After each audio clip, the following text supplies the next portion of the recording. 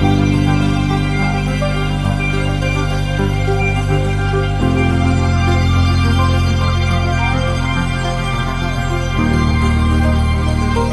recrutement se base sur des besoins des ministères, des départements ministériels. Parce qu'il y a des départs, il y a des entrées, il y a des départs. L'entrée, c'est l'agent qu'on recrute qui intègre la fonction publique comme agent de l'État. Il peut être fonctionnaire, il peut être non fonctionnaire. Mais il y a les départs aussi. Les départs, ce sont les retraites, les démissions, les départs, les radiations pour cause de décès. Donc, quand des agents entrent et d'autres sortent, il faut équilibrer. Quand il y a des agents qui partent à la retraite ou des agents qui démissionnent, certains qui sont décédés, on les radie du contrôle. Il faut les remplacer. C'est sur cette base-là qu'on a les quotas définitifs. Chaque ministère enregistre des départs. La fonction publique a le rôle d'identifier tous ces départs-là et de faire une note au Premier ministre d'alors qui demande au ministre de l'économie, des finances et du plan d'alors pour voir si recruter autant de personnes en guise de remplacement va être supporté par le budget. Et le ministre des Finances donne son avis de non-objection, c'est-à-dire il donne l'accord, son feu vert pour qu'on puisse recruter. À la suite de cela, nous recevons du Premier ministre un ordre ou une autorisation de recruter. Une autorisation. C'est en ce moment qu'on fait des courriers à chaque département ministériel pour lui demander les quotas dont il a besoin, les profils dont il a besoin. Parce que, je prends un exemple, un ministère peut perdre 4 chauffeurs qui sont partis à la retraite. Au lieu de les remplacer par 4 chauffeurs, entre-temps, il y a un besoin supplémentaire d'un ingénieur. Il peut dire, j'ai besoin de 3 chauffeurs et d'un ingénieur informaticien. Exemple. Maintenant, on recueille toutes les expressions de besoin des départements ministériels qui font le recrutement, l'effectif. Mais pour être recruté, pour être éligible, il faut d'abord s'inscrire dans la plateforme avec un numéro électronique. Maintenant, l'inscription est dématérialisée. Avant, les gens, il paraît qu'il y a des gens qui passaient même la nuit dans des stades pour s'inscrire. Maintenant, tu peux te connecter, tu entres dans le site, demande d'emploi, tu as ton numéro. C'est sur cette base-là qu'on recrute, sur la base d'expression de besoins des ministères et sur la base de quotas prédéfinis. On a constaté que souvent, après le recrutement, les gens recevaient les actes d'engagement et d'affectation et allaient rejoindre les ministères utilisateurs, c'est-à-dire là où ils sont affectés. Le Sénégal est dans une ère de réforme. Vous vous souvenez la dernière fois que le président avait procédé au lancement du programme d'appui à la modernisation de l'administration publique. Ce programme a une composante nommée professionnalisation des ressources humaines.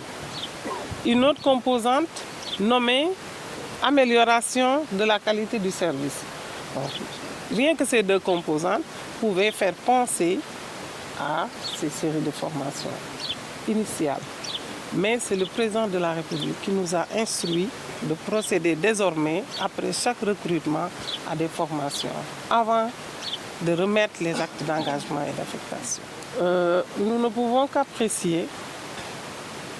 La fonction publique dispose déjà d'un centre national de formation. C'est le CNFA qui se trouve à Rufisque. Un centre national de formation et d'action, CNFA à Rufisque, qui est en train d'être réhabilité et qui va accueillir une partie de ces stagiaires-là. La formation se fait actuellement au niveau des ministères sectoriels. Chaque ministère développe son plan de formation. Et je dois dire que la fonction publique aussi vient de terminer son programme avec une stratégie nationale de formation. Ce qui est visé pour cette formation, comme vous l'avez entendu tout à l'heure, c'est faire connaître l'agent de l'État. Faire connaître l'agent de l'État ce que c'est que l'administration. C'est pourquoi vous avez tout à l'heure, lors du cours magistral, du cours inaugural, comme thème l'État. L'État et ses principes ou ses missions avec une organisation du service public et l'agent de l'État face au service public. Ce qui nous a amené à voir dans les détails ce que c'est que les obligations et les droits. Un agent de l'État doit connaître les obligations et les droits qui l'attendent. Donc si je prends les termes de la formation globalement, je peux dire que nous aurons comme formation les modules concernant l'éthique et la déontologie, avec les droits et les obligations. Nous aurons les documents administratifs, les contours de l'administration, les notes, la lettre administrative, les procès-verbaux, les ordres de service, etc. L'agent de l'État doit connaître comment on doit élaborer tout ce que je viens de citer. Et cette citation n'est pas exhaustive. Mais il y a aussi d'autres modules comme la solution informatique. Comme vous le savez, nous sommes à l'ère du numérique.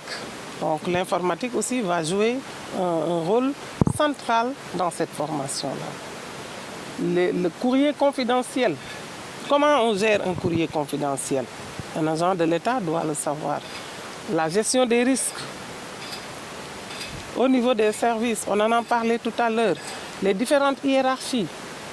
On doit connaître d'abord sa hiérarchie, la hiérarchie dans laquelle on évolue. Comment on doit faire pour quitter une hiérarchie pour aller à une autre hiérarchie? Quels sont les diplômes dont on aura besoin? Donc ça, c'est la gestion de la carrière de l'agent de l'État.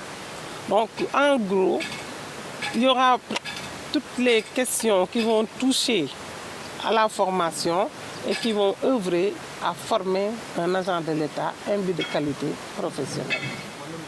Oui, le POMA a prévu tout ce que vous venez de dire dans le cadre du contrôle. Vous avez entendu tout à l'heure l'évaluation. On doit évaluer, on doit mettre en place des critères de performance. Et si on met tout cela avec des sanctions, je pense que l'agent de l'État va reprendre sa place, la place qu'il faut, pour jouer le rôle qu'il faut. Et le Sénégal est dans cette réforme-là, avec le PAMA, le projet d'appui à la modernisation de l'administration.